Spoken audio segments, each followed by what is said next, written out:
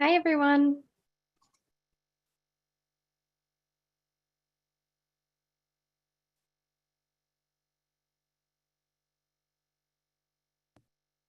Thanks for joining. Just giving everyone else a moment to join.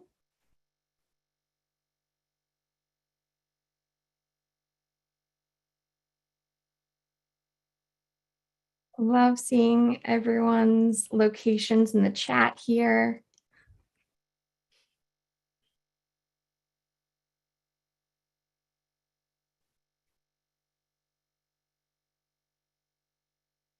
Wow, we've got attendees from all over the place. Well, let's get started.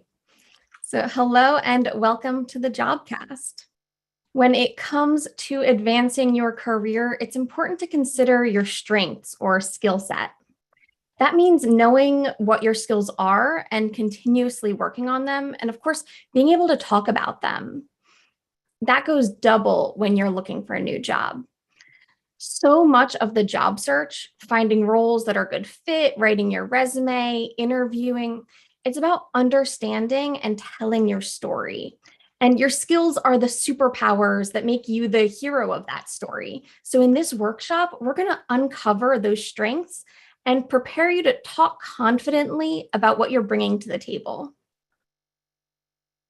Before we begin, I'll cover a few housekeeping items. First, you're in listen only mode, so you can hear and see us, but we can't hear or see you. And we're recording, but remember, you're not being recorded, just us. The recording will be shared out in a few days.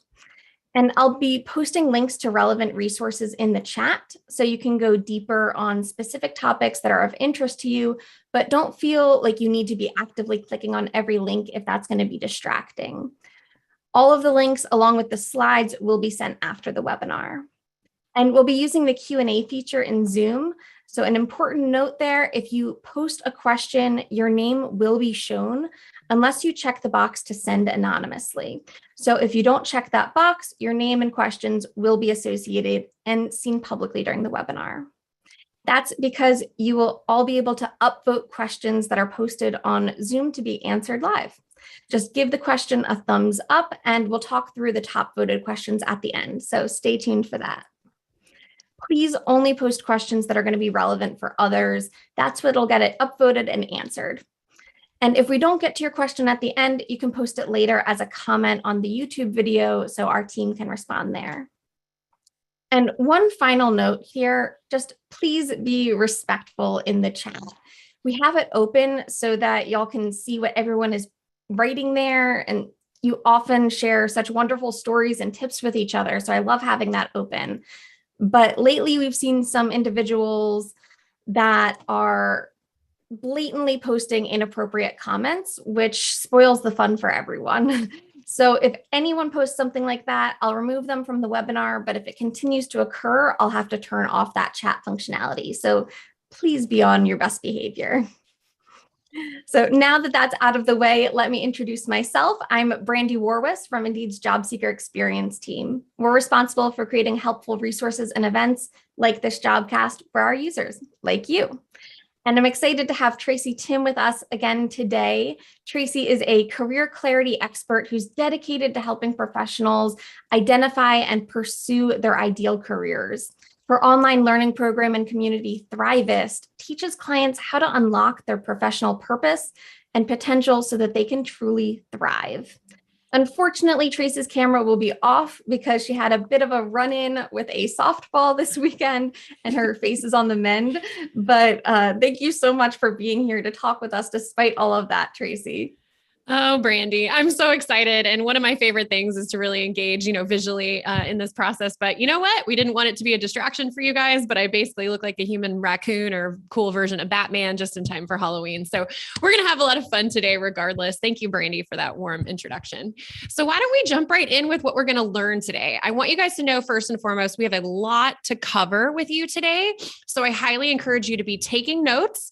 I highly encourage you to screenshot anything that looks really interesting to you you and just stay present because I'm going to talk fast. If you've ever heard of me or seen me speak in the past, you know that already.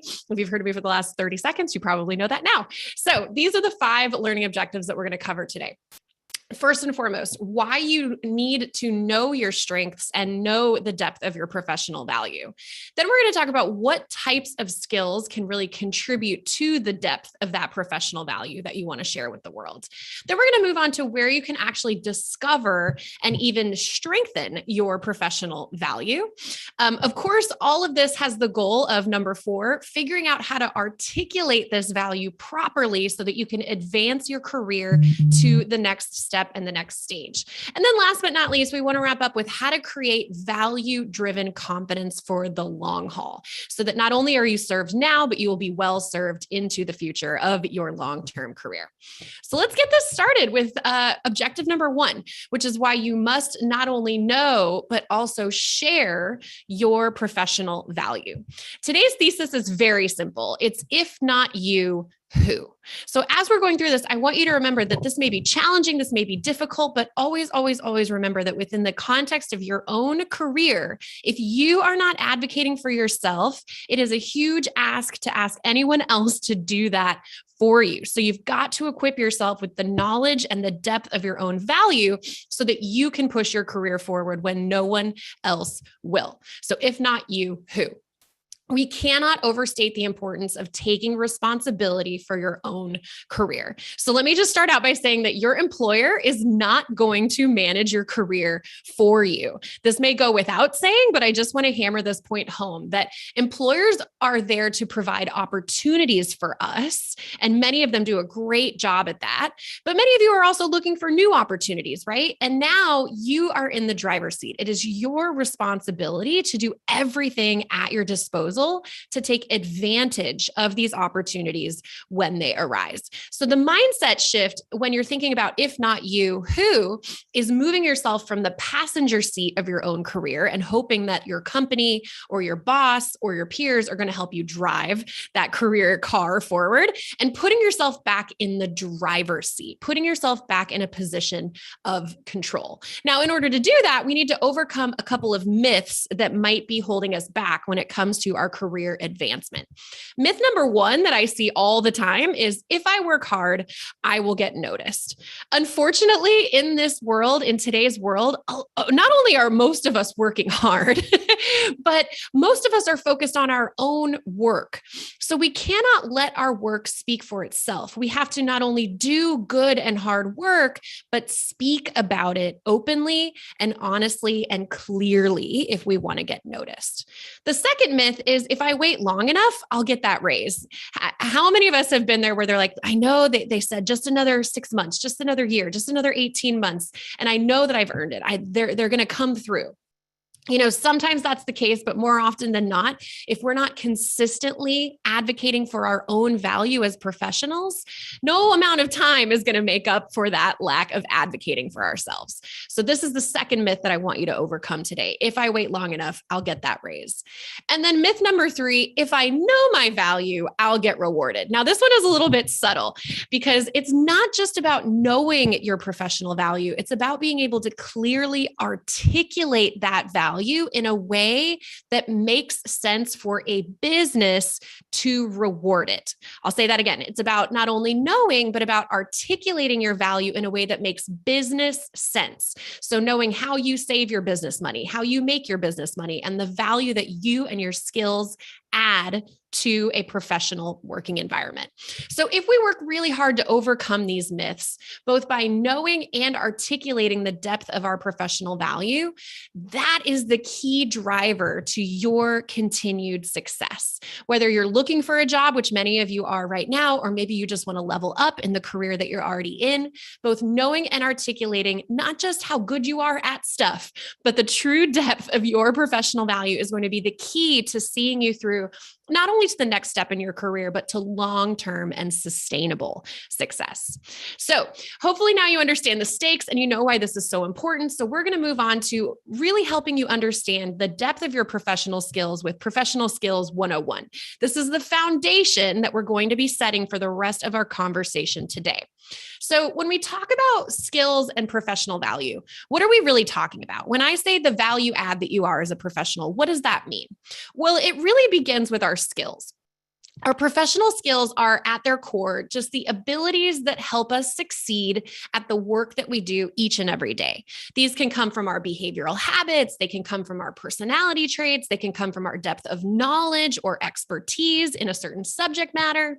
And skills come in a variety of categories and types. And we're going to be diving really deeply into those different categories and types to help you get a better understanding of where your skills and your strengths come from. Now, very important, you can have both natural skills and strengths, and then you can also have skills and strengths that you've nurtured over time. By nurture, I mean that you've learned or earned based on your life experiences. And this is a really important part to remember, that we aren't just given a set of strengths or a set of skills and then stuck with those for life. That would be what we call a fixed mindset. Rather, each of us is growing and capable of growth all the time. So today I'm really going to encourage you to not only take a good look at the skills and the strengths that you already have, but start to embrace this growth mindset that you can nurture strengths you already have and make them better, but you can also add to that toolkit at any given time. So let's jump right into the very beginning of what I think are the 3 basic sets of skills. So first of all, you have your hard skills. When we talk about hard skills, what we're talking about is specific technical knowledge or training that you have gained through any life experiences, including most obviously your career, but also through education and other means. So these could be languages, understanding of technology, understanding of physical or mechanical work, understanding of networks or analysis or data, anything that you have to technically learn or earn over time. These are going to be called your hard skills.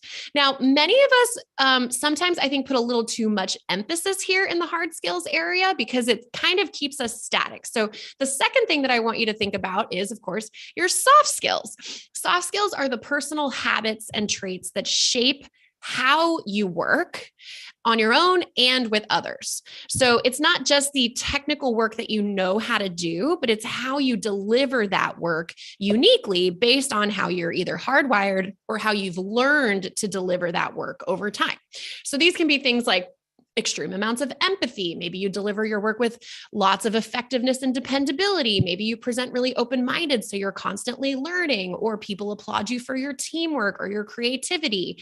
Soft skills are the things that are a little bit more difficult to quantify, but they are certainly qualifiable. I can look at a person and say, wow, they are gifted at critical thinking. That may not be a technical skill, but it is certainly a value add and something very important to note about yourself. Then, of course, and this might be the most important one for all of us who are on here today, looking for a job or looking to make a transition, are your transferable skills. Now, you'll find that some of your hard skills are not quite so transferable because maybe they're very specific to an industry or a specific technology. And then also some of your soft skills may not be universally transferable, although they will be much easier to transfer in general. Transferable skills are the ones that carry over from one role to another because they are useful both to you and to your employer across various jobs and industries. So things like decision-making, being able to handle lots of tasks at once, being creative, solving problems, collaborating, right? We're almost always not working in a vacuum. We're almost always working with other people. So collaboration is going to be valuable no matter where you are. Communicating in writing, communicating with your words. All of these are transferable skills that are quantifiable and add massive value to an employer. So these are not to be left out. In fact, for those of you making this transition and looking to really talk about your professional value, especially in a brand new industry or a brand new environment, you're really going to want to focus on these transferable skills.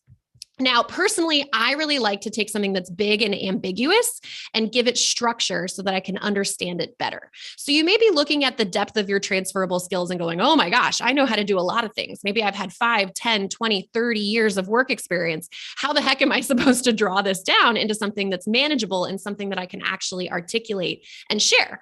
Well, we've drawn skills down into 5 helpful categories that will hopefully give you a framework to start looking at your own personal and professional skills so that you can share those in the next step in your career.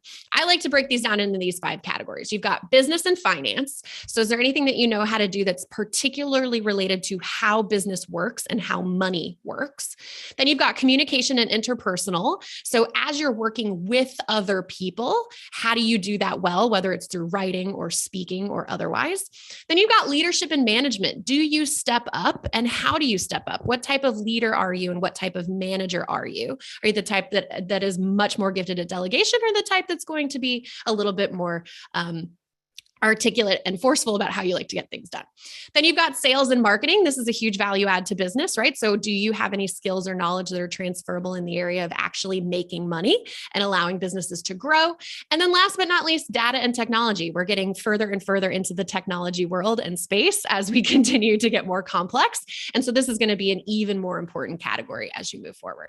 Now, if these categories don't really resonate with you, that's okay. You can find other categories. Indeed has some really great tips for that on their website. So please do feel free to check that out. So remember, that was just professional skills 101. So, okay, great. Now you understand kind of what we're looking for, but where do you discover these unique skills and value that you have as a professional, right? So if you're taking notes, this is how you start to look for where your skills live so that you can articulate them powerfully moving forward. I think there are 2 really, really core places that we can look when it comes to finding our strengths. First and foremost, we want to look at our nature. That's the characteristics and abilities that you are born with that are influenced by things like genetics and other biological factors. I like to kind of call this your hardwiring. This is going to be your personality and your gifts and your aptitudes. Those are very valuable. And today we're going to talk very deeply about how to value those more accurately, because they come so naturally and easily to you. But then we also want to honor your nurture. Your nurture includes the characteristics and abilities that you learn through the influence of external factors like your environment or exposure. So this could be work experience, it could be education, and then it could be your various life experiences. Now, you have worked hard. You have worked so hard to earn these skills and to earn these strengths. So we do not want to overlook them when we're talking about your professional value. So nature, like I said, is going to be a combination of self-reflection, looking at assessments, and then asking for feedback. Whereas nurture is going to be looking at your experiences, whether that's your education, your life experience, or your work experience. So we're going to dive really deeply into those 2 areas now. So let's start off with nature. Where do we find the skills that you were born with? Well, I find that there are 3 meaningful tools in this area. First and foremost, we want to look at self-reflection. You've got to know at least a little bit of your own value in order to start adding on to that through feedback from other people and assessments. But as you know, this can be one of the most difficult parts of discovering the depth of your professional value, because guess what? You are too close to the problem.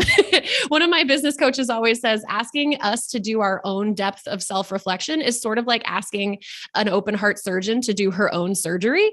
You just happen to be a little too close to the problem and you're lacking the proper perspective to get it right.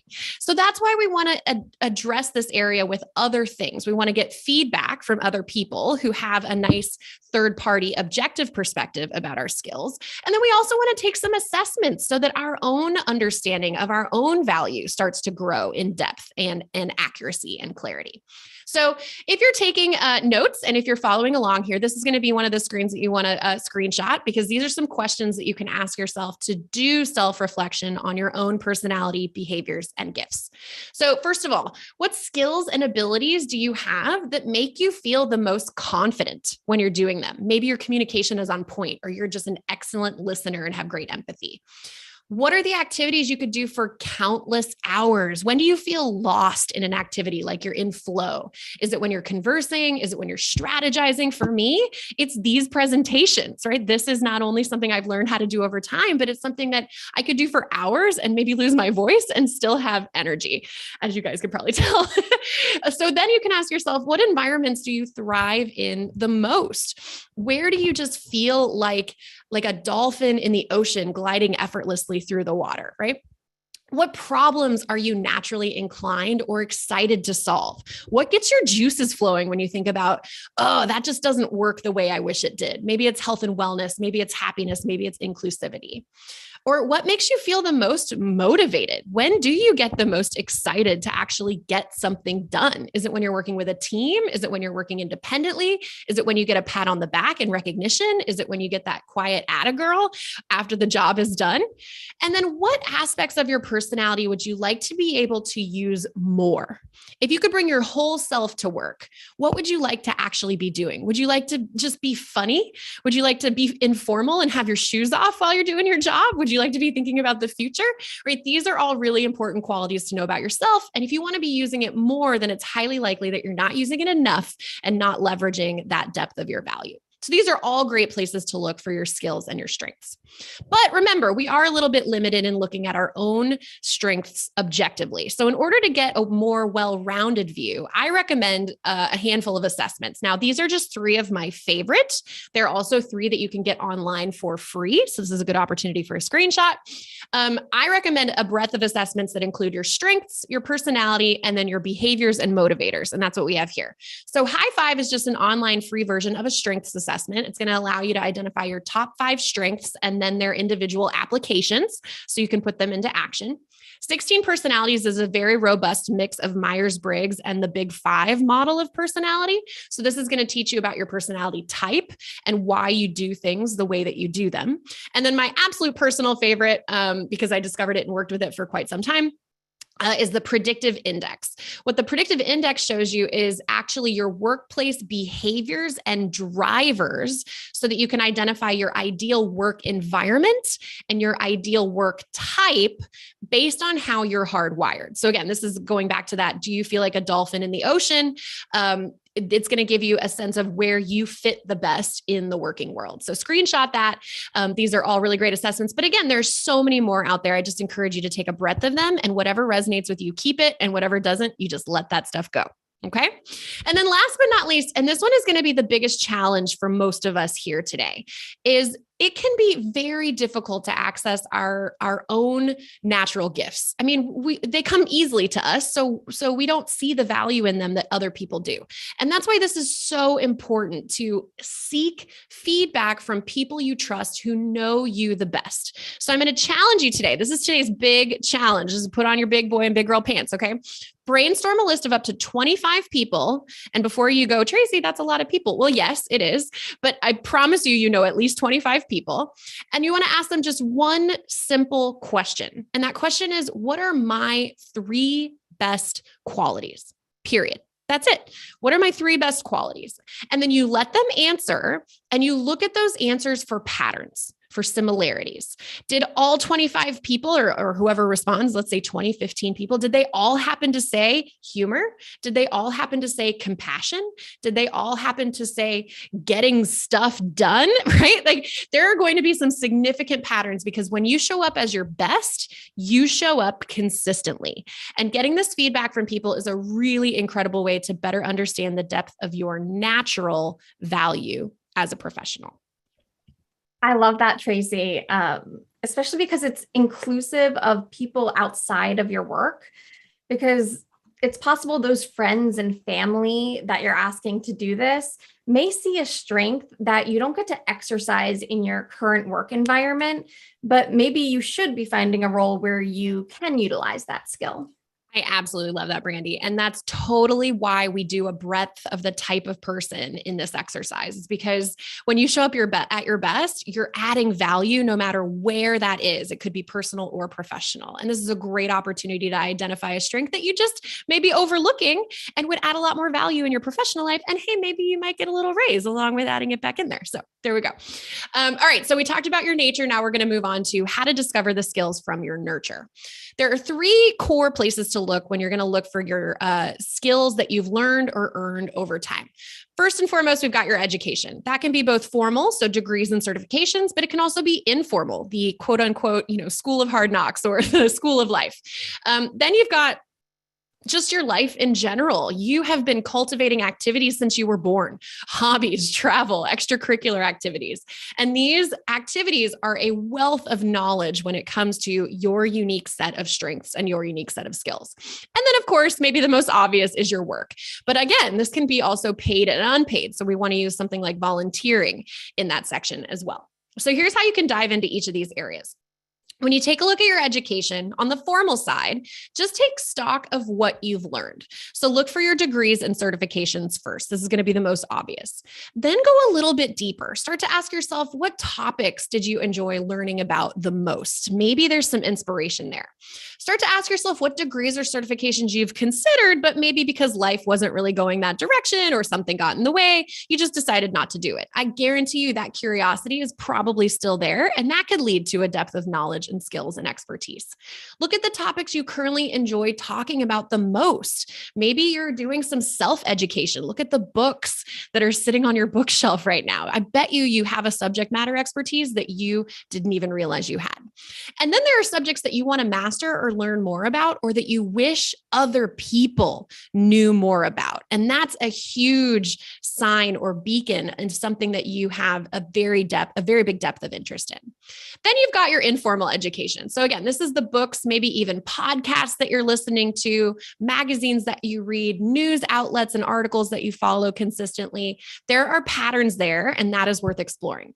You can look at subjects that are common throughout those things, whether it's books, magazines, periodicals, etc. Topics that you seek to learn more about informally, subjects you wish others knew more about. Your informal education is constant, so do not overlook it. And then, of course, as you're learning and growing, remember, we're working from transitioning from a fixed mindset to a growth mindset. So here are a couple of examples of places you can go to fuel that desire for more knowledge. There's GCF Global, where you can get a depth of understanding into different tutorials and other networking skills. Udemy, Udacity, Coursera has some incredible courses. Big shout out to where I went to college, Yale. There's an incredible course on happiness on Coursera right now. Ed2Go has some incredible courses as well. There are always really great ways to nourish yourself. And in this wonderful, technical world that we're in now, it can be cheap or even free and very easy to access online. Okay. Now I want to transition to life experience. This one always gets overlooked, but it's always fascinating because our students find so much value here. And we've even had clients who've graduated from our career clarity programs who draw almost all of their professional skills simply from very unique life experiences, which is fascinating. So here's where you start to look in your life experiences. What voluntary activities are you involved in outside of school and work? Just look through one maybe normal week or maybe a handful of weeks if you kind of go on a cadence, and just see what you do outside of work. Where do you spend your time, and who is it with? And that's going to be a good sign of where you can maybe draw some skill. Reflect on those activities and then identify the ones that make you feel like you're thriving. And don't just stop at, yes, this makes me feel like I'm thriving. Ask yourself why. What aspect of those activities do you want to incorporate into your career? A really easy example from my life is that I play softball. You guys heard this already, multiple times a week. That's why I've got a nice little goose egg above my left eye right now, unfortunately. But one of the things I love about softball is I get to be a leader on the field. I know what I'm doing. I have a lot of experience playing softball. I played in college. And so I get to lead and tell people what to do and sort of encourage my team. And that's a huge sign of a skill and a strength that I can leverage professionally, even though that's not a professional experience necessarily. So then ask yourself, what activities did or do you spend your time doing simply because you love them? Simply because you love them. And is there a creative way that you could incorporate those activities into your work? What hobbies or interests do you wish you pursued or you wish you made more time for? This could have to do with your family. This could have to do with things that nourish you personally. Remember, we don't want to just stop at identifying what those things are, but you want to take one step deeper and figure out why. And then what aspects of the above activities could you potentially incorporate into your career if you were allowed to be a little bit creative? All of these strengths and all of these skills are leverageable. Remember, nothing is wasted unless we choose to waste it. Then last but not least, I want you to look at your work experience. Now, again, many of you have been working 1, 5, 10, 20, 30 years. So it can be a little overwhelming to look at your cumulative work experience. So I have a tactic for you to break it down to make it a little bit easier. So first, I want you to list out all of your previous experiences, paid and unpaid. Start with present day and work your way backwards to as many jobs as you can remember. Then I want you to go through each experience carefully and evaluate the following components. So don't just look at it globally and say, I liked it, I didn't like it, I learned nothing, I learned everything, right? We want to break it down. And these are the questions you're going to use to break it down. Number 1, what did I enjoy the most about this experience? Number 2, what did I learn from this? Can I draw any specific set of knowledge, skills, expertise, subject matter, et cetera? What did I actually learn in that experience? You can even learn soft skills. Remember, I learned to be patient. I learned that I have a skill for being around smart people. I don't know. What can I use going forward is question number 3. So what's transferable from this experience to where I want to go next? And then my favorite little secrets, sort of extra question is, what do I want to stretch towards? What about that experience was exciting or made me curious that I want more of, that I desire in my future career? Then you want to look at all of the answers that you've written and start to draw conclusions by analyzing your responses, spotting the trends, and recording those trends. You're going to see some very significant patterns throughout this process. Whether you've been ignoring a skill or highlighting a strength is going to show up very quickly when you do it this way. So I highly encourage you to not get overwhelmed by the depth of your work experience, but break it down with these questions so that you can really draw out the depth of your professional value. Okay. So what we've just talked about is where to look when you're figuring out your value. And prior to that, we talked specifically about what you're looking for. Okay. Now what we're going to do is talk about when you've figured out that depth of knowledge, how do you share it with the world? What are the steps that you can use to articulate your value and to advocate for yourself? And we're going to do this in a couple of different contexts, both in how you can pitch yourself generally, whether that's in a networking conversation or to a job interview. And then we're going to break it down when you're actually applying for a job. So how to leverage this information on your resume, how to leverage this information in an actual interview, and those types of scenarios. So stick with me. We've got a lot of information in this section. So first and foremost, I'm a huge fan of knowing how to pitch yourself. I think it's absolutely vital that you know your value and you can articulate your value on command, because you never know when you're going to have the opportunity to share what you're looking for with the right person. You can run into your old boss who has a job opportunity for you at the grocery store tomorrow, but if you're not ready with that pitch, then they can't help you and you've just missed out on an opportunity. So knowing and having a pitch prepared in advance is crucial to the job search process, even if you think you're not that good at this part or you think you don't have any professional value. We should have already figured that out. Okay. So first and foremost, to craft your career pitch, you want to know your main purpose. You want to then create context with a transition statement. You want to communicate your depth of value. That's the core of the pitch. And then you want to close with a question to re-engage your listener and to actually start the networking conversation. So I'm going to walk you quickly through those 4 steps. Number 1, you've got to know the purpose of your conversation. This is the most important reason that you might be pitching yourself and your vision for your career right now. So ask yourself, if I could have one thing right now, what would it be? Do you want a promotion? Do you want to find an introduction? Do you want to get a referral? Do you want to learn more about a specific department or role that you're interested in? Do you want to find a partner or a sponsor or a mentor through this process? Pick one thing that you need the most right now, and that's going to be the purpose for your very first professional pitch.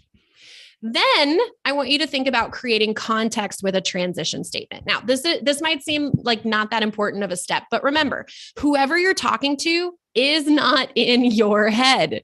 They have no idea what's going on with you. They have no idea how you got to where you are. You've got to enroll them in your story and get them on the path with you so that they can help you. So the purpose of a context statement, a transition statement, is simply to help the other person understand where you are in your life right now and why you're seeking their help. This could be as simple as saying, I've been in the same department for many years and now I want to make a change. I'm looking to gain new skills and use my strengths on a new project. My life and my priorities have changed and I'm looking for a role with more flexibility. Anything that's going to give them context as to why you're having this conversation, why they're being pitched to, and allow them to get on the journey with you. Okay, once you've enrolled this person in the journey and you know why you're talking to them, then you want to communicate your depth of value. You're going to use the data points that we've just discovered from both your nature and your nurture to create a comprehensive value statement. What does a comprehensive value statement really look like? It's you describing your depth of value as a professional and why and how that adds value to a business or makes you relevant for a role that you're looking for. I'll say that again. Why and how that, well, actually, I don't know if I could say that exactly again. It just sort of came out. But you want to articulate why and how you add value to a business and why you are relevant as a value add to a specific role that you are pursuing. And I promise that you can do this. All you need to do is go back to that previous section, break down your value as a professional, and then weave a couple sentences together to talk about it confidently. That's it. And you can do this, I promise. Last but not least, you want to close with a question. Remember, you've just laid a lot out for this person. You've said, hey, I really want to talk to you about my career. This is why. This is what I'm looking for. Here's the depth of my professional value. And they're probably going to be really wide-eyed and wondering, okay, how can I help this person? This is where you tell them how they can help you. All you have to do is say, are there any open roles that come to mind that serve that function? Or are there departments you know of working on the types of projects that I just described? Can you connect with me with a colleague who can currently utilize the skills I'm trying to build right now? This is your question to re-engage them, to ask for what you need. This is where the rubber meets the road when it comes to advocating for yourself. Closing with a question allows you to transition to a conversation and allows you to clearly articulate what you need from that person. So that's your 4-step pitch. Now, this may be very overwhelming to you, which is why practice, practice, practice. That is the crucial statement here today, is that is not going to be easy. It's not going to roll right off the tongue right away. But if you practice it, I promise you will start to be able to articulate that pitch with confidence. So once you have that pitch, how can you use it? Well, you could probably start by articulating your value in interviews and in applications. A couple of the ways that you can leverage this in interviews and in conversations are as follows. So part of what you want to demonstrate is your set of soft skills, right? And again, remember, these are not things that you can assume someone will know about you. These are things that you have to quantify and articulate confidently as you're advocating for yourself. This is your time to shine. So perhaps by demonstrating your soft skills, your punctuality and dependability, that is physically doing those things. You show up on time, you show up early. Active listening is a skill that you can demonstrate by simply looking a person in the eye, asking very specific follow-up questions. Effective communication. This might be first and foremost what you can do with your pitch. If you look prepared and you speak clearly and confidently about your value, you are showing and demonstrating that you can speak effectively. And then, of course, living in integrity, answering questions honestly and truthfully, knowing that if you don't, this is one of the things that I teach our clients all the time. It's best to be honest, because if you end up somewhere that you got to dishonestly, it may not be the best fit and it probably won't work out the way that you're hoping it will. Then you want to elaborate on your hard skills. Remember, this is how you articulate that depth of value that you've earned over time, whether that's from your experience and training, a portfolio that you bring along with you, answering technical questions related to the work that you're going to be doing, working through skill tests, or even providing them on your own. Sometimes I encourage our students, our clients, to bring their personality assessments with them as evidence, or to bring some type of skill test with them as evidence. It's always a nice sort of thing to look prepared. And then, of course, asking follow-up questions that are directly related to the work that you're going to be doing. When it comes to your resume, there's a very clear opportunity that you have to weave your skills and your strengths into your professional experience. Okay. And specifically into the experience section. So when you're going step by step, remember how we broke down each job and the skills and the strengths that you earned from each role. This is where you can very clearly articulate those skills and those strengths right in your resume. And don't dance around them and use fancy words. Actually tell people what you did and what you learned and what you earned. A question I like to ask myself is, how did I become a more valuable employee through this experience? Right? Prove your value by weaving those skills and knowledge into that experience section. And then you can even add a separate list of skills. Now, remember, it may be a long time since you've written a resume. It was certainly a long time for me. I did one recently for business school and was like, what on earth goes in the skills section? Do not put like Microsoft Office, please. If you have a skills section, it should be something that is unique skill that you have earned. It could be agile development. It could be remote leadership. It could be specific programming languages. It could be specific applications, but remember to be very specific about what those are and specific about your level of expertise. You certainly don't want to oversell and underdeliver by any means. And of course, I have to talk a little about Indeed resume. One cool feature, if you're building your resume on Indeed, is that the resume tool may recommend skills to add based on the work experience that you've already entered. You can also use the text box to enter skills and it'll auto-populate as you type to assist you.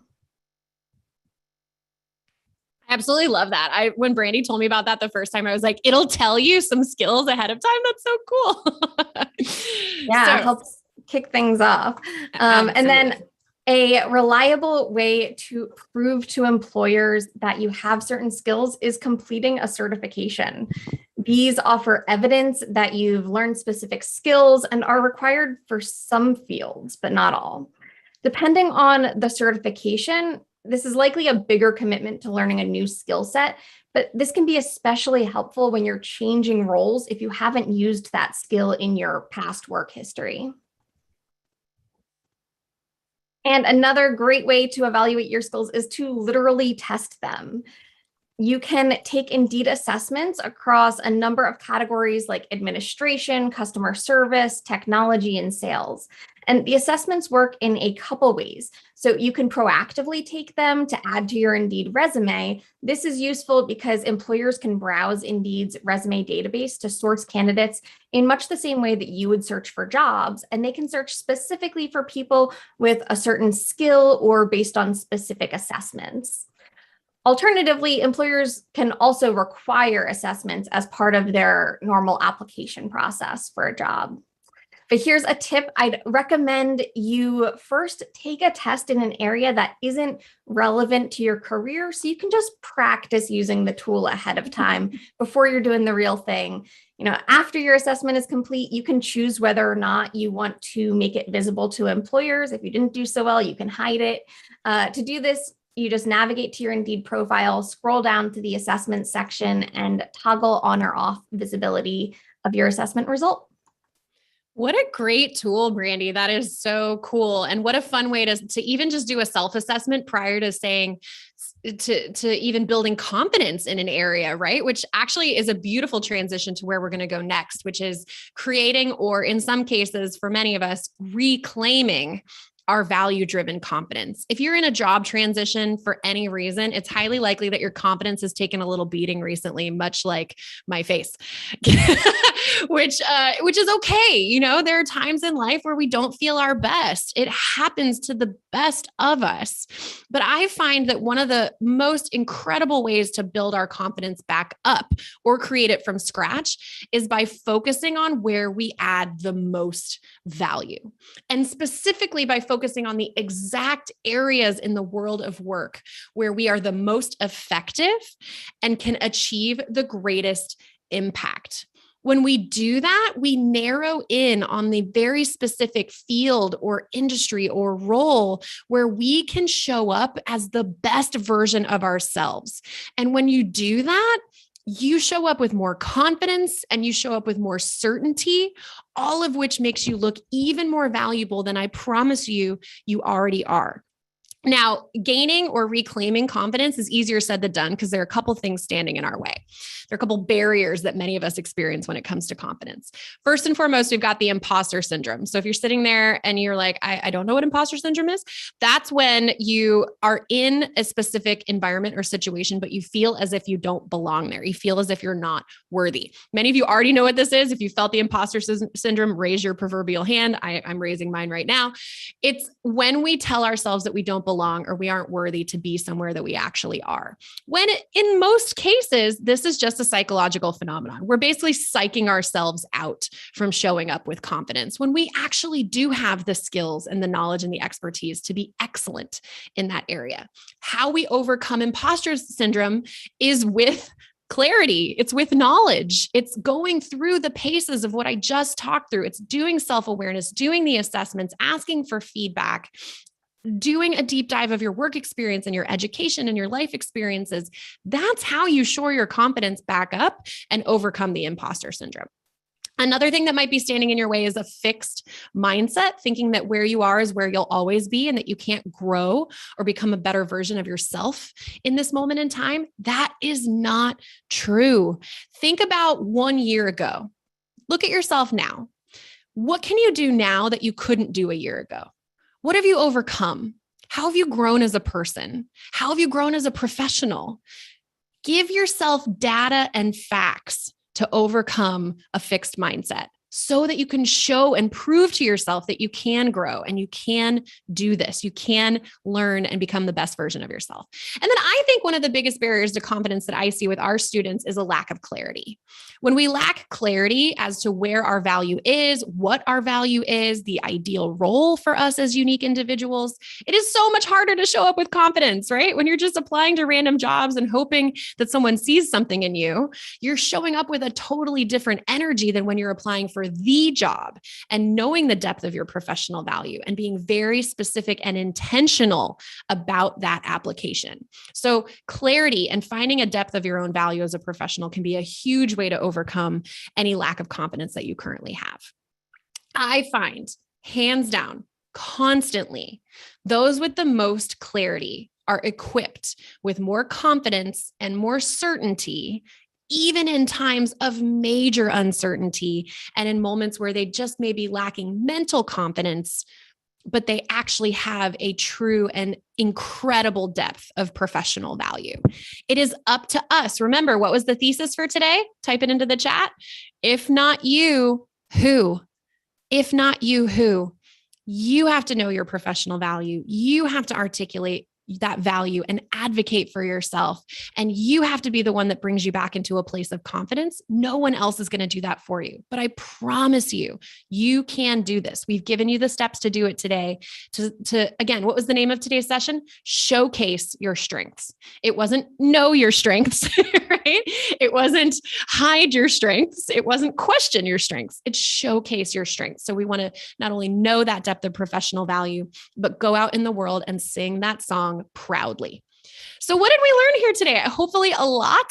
I know I flew through a lot of this, you guys, but I did want to leave time for Q&A and for some of the freebies that I've prepared for you guys. So what did we learn? Hopefully why it's really important to know the depth of your professional value, a good foundation of what those skills might be and what those strengths might be, 2 core places to look when you're trying to discover the depth of your professional value, my favorite 4 steps to articulating your value and how to use that pitch in an interview or on your resume. And then, of course, last but not least, how to create value-driven confidence, how to feel confident in the next step in your career, but create a scenario where you have confidence for the long haul. Confidence for the long-term value that you're going to add in this incredible career that you are giving to yourself and giving to the world. So I have a couple of freebies before we hop into Q&A, and I'm going to leave this page up for just a moment once we start Q&A and then flip over to our Q&A page. If you're struggling, I would be more than happy to help. I've put a couple of free things on here and then one small paid opportunity. Number 1 is a free quiz. We have a quiz that's actually called What Career Choice Mistake Are You Making? I find that there is one one of 4 things that most people are overlooking when they're making their career choices. And if you know what it is and overcome it, you can have a better fitting career. So if you want to take that quiz, go to onewhothrives.com/career quiz. I wrote a book on this whole subject called Unstoppable. And for Indeed viewers only, I'm offering to send you a physical copy that is signed by yours truly. If you go to onewhothrives.com/unstoppable signed, then I will send you a physical copy of the book. I'll write your name on it in my pretty little pink pen, and I will sign my name, and you will have that on your bookshelf, and you can add it to that whole deep dive that you do of the books you read in your spare time. And then last but not least, we offer as a team here at Thrivist free 25-minute career strategy calls. So if you are interested in working with us, these are limited space. So please, if you're not interested in actually, making progress in this area of your career and your life, leave a spot open for a person who really is ready for this, but they are free. They're 25 minutes long. It will likely be with me, huzzah. And we can have a great conversation about what's going on in your career, where you're struggling, and if we can help. So that's at onewhothrives.com/clarity call. If you're wondering what One Who Thrives means, One Who Thrives is a Thrivist. That's the name of our brand. Thrivist is trying to help people become one who thrives in their career and in their life. And we do that by helping people find career clarity. So I'm honored to offer you these freebies. If you can't access this right now, just go ahead and take a screenshot so that we can go into our Q&A, but I'll leave that up there for just a second. Thank you guys so much for having me, Brandy. I love working with you and your team here at Indeed. I'm honored. And I'm so excited to see what questions have come up in the chat with this incredible audience. Thank you, Tracy. And as a reminder for everyone, the recording of this workshop will be shared with you, and all of the links that I've shared in the chat will be shared again after the workshop, along with the slides. So don't worry. And if we don't get to your question today, remember to post it later as a comment on the YouTube video we send out so our team can respond there. Tracy will be able to see them and respond. So make sure you're posting those questions. And now let's look at the top questions that came in. Top voted question number 1, are cover letters still important, or are they old school and irrelevant? Tracy, what are your thoughts? What a great question. So you guys, Brandy and I kind of went back and forth on, should we include cover letters? Like, not everybody has to write one. Not every job, requires them. Here's the thing. I just went through the process of applying to business school, which is a lot like applying for a job. And I found that your resume only says so much. It's kind of short, right? And you write it in such a way that it's very technical. If you're applying for a job that will involve more soft skills, and if you have a particular gift for writing and written communication in general, I would highly recommend, even if you're not required to, including a cover letter or some statement of purpose or statement of objective, if you will, with your application, if there's a space for it. And the reason for that is getting to write in long form, even just a page or a paragraph's worth of information about yourself or your interests or your story, makes you a person. It makes you a human being. And guess who's reading your resume after that applicant tracking system? It's a human being. It's a human being who likely is the hiring manager or someone in HR that you're going to have to work with on a regular basis. And if you're relating to them as a fellow human being, they're going to see you as such. In my very first interview, maybe ever, I think I was in college still, and I was applying for my very first job after college. One of the guys at the end of the interview said, "You know what? You're the first person all day that we can see ourselves sitting next to for a 12-hour day." And often a lot of that's only going to come through the interview, but a cover letter is a great opportunity to become that person in the mind's eye of whoever's reading your cover letter, to really relate to them as a person and to have an opportunity to showcase some of your soft skills or your written communication skills in a cooler format than maybe a resume. Yeah, and we actually did a whole jobcast on cover letters. I dropped that link in the chat for you. But I also add, if the job posting says include a cover letter, make sure you're including a cover letter. You don't want to not follow instructions, right? That's not getting off on the right foot and showcasing your soft skills and all of that we talked about. So follow the instructions in the job posting. I'd say a cover letter doesn't hurt. And especially if you are, changing career paths or anything like that, it just gives you a platform to tell that story, like Tracy said. So the next question is, how can one navigate as an introvert in an extroverted society and workforce, especially in successfully selling yourself?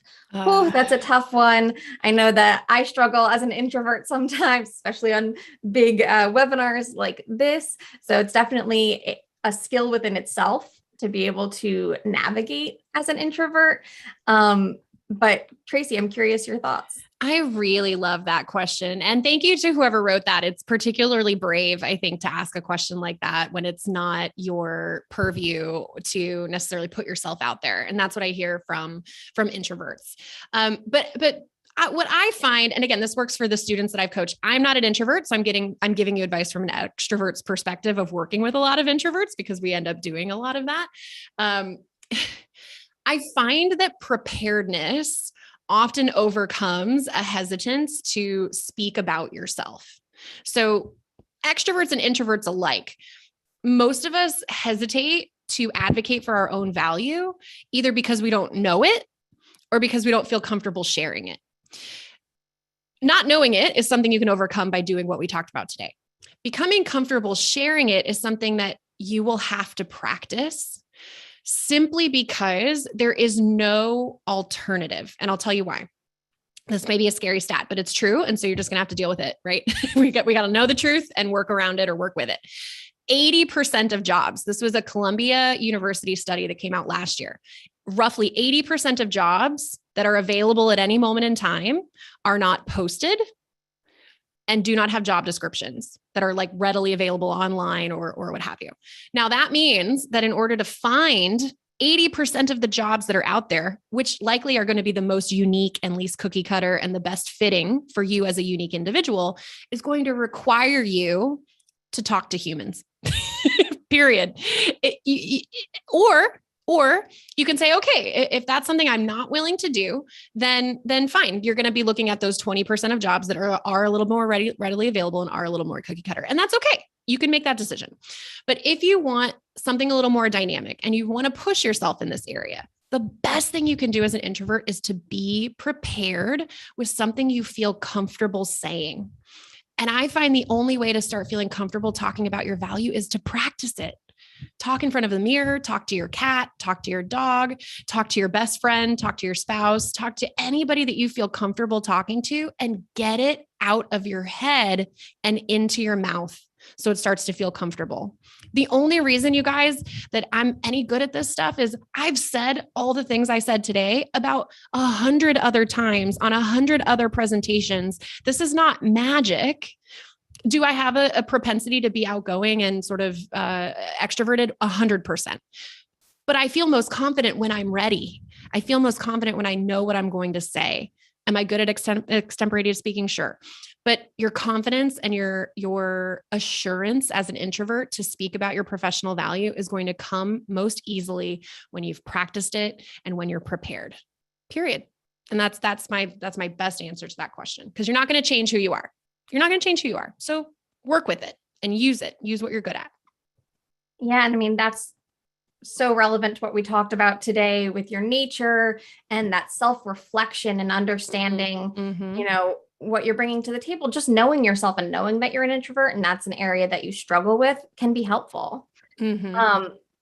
A related question, I'd say kind of the other side of things that came up is, where do you draw the line between promoting your skills and bragging? Okay, I really love this question. I'm so glad somebody asked this, because in the same way that there is a difference between advocating for yourself and complaining, right? Like asking for more work, asking for something. There's a difference between that and saying, I'm not happy, yada, yada, yada, right? There's a difference between complaining and advocating. There's also a difference between bragging and advocating. Bragging is talking about your value when you don't really need to. Advocating is talking about your value professionally when it's time, meaning in a raise type of conversation, in a promotion type of conversation, in a finding a partnership type of conversation, in business development, right? Advocating for yourself, articulating your value as a professional should happen when that moment is called on. Bragging is what you do around the water cooler or with your friends or what have you, when it doesn't really add any value to you or to the individuals that you're talking to. If you find that you're telling things about yourself that don't add specific professional value in the conversation, you may have edged over into bragging. I find that being an extrovert and also being a high sort of sociability type person in my predictive index, I tend to exaggerate a little bit just by nature. So maybe use 30 words when 3 would have been fine. So I'm probably guilty of this, maybe more than the average person. So I would say if you're worried about bragging, stick to the facts. Just stick to the clearly articulated facts about what you have done that's added value in your job. And share those facts when the time is right, not just all the time. And that's probably a good place to start. And then if you feel yourself getting uncomfortable or as though the people who you're talking to aren't receiving it well, then maybe take a step back, give your pitch to an honest friend and say, am I bragging or am I telling the truth? Am I oversharing or am I being clear? And that's a good litmus test oftentimes. Yeah, you have to kind of lean into that emotional intelligence a little bit and just pick up on the cues in the room and know when to talk about it, not just, what you're talking about. Another question here, in this day and age of applicant tracking systems, how do you break through while also constructing a resume that's both accurate and reads well to a human? That is such a relevant question. You're having to balance the computer, reading your resume and the hiring manager and recruiter reading your resume. Tracy, what are your thoughts? Oh, you guys, applicant tracking systems are like the bane of my existence as a clarity coach, because if I could do away with them, frankly, I would. They serve a purpose for these massive companies who just simply don't have time to go through the hundreds or thousands of resumes that they get. And so I understand completely. I think Indeed probably has an ATS type tool where you can put you can put a job in and you can put a resume in and you can see how well you match. I would 100% start there. But my best trick to work around this is to find your way to a human being as quickly as possible. Now, that doesn't mean that doing the resume deep dive and those sort of things isn't important and you can skip it. But I find that if you find your way to a human who you can talk to about your value faster, whether that's the hiring manager, someone who already works there, someone who's involved in the hiring process, then you can sometimes fast track that process. To do a deep dive of how to actually write the resume, I'll just tell you right now, honestly, that's not my personal area of expertise. I would definitely lean on Indeed for that. But certainly if you can find your way to a person faster, that's going to be your best bet. Yeah, and I just dropped a link in the chat for our Jobcast that was specifically about your resume. So check that out because, there's a lot of details and thinking that goes into that. Specifically for the ATS, I'd say the biggest takeaway is make sure you're putting keywords from the job posting into your resume and your application, your cover letter. That's probably what the ATS is going to be searching for and matching back to, the requirements on the job posting. Are they shown on your resume? Now, they will also be checking to make sure you're not just like loading in all of the keywords. And like you said, you want it to be readable for a human as well. So I just say, make sure that your language and keywords match what the job posting or the company page is talking about. I know we are over time now, so thank you for everyone who joined and thank you for your questions. If you found this to be helpful, check out our other Jobcasts at indeed.com/jobcast and follow Indeed on social media. Thanks for tuning in, everyone.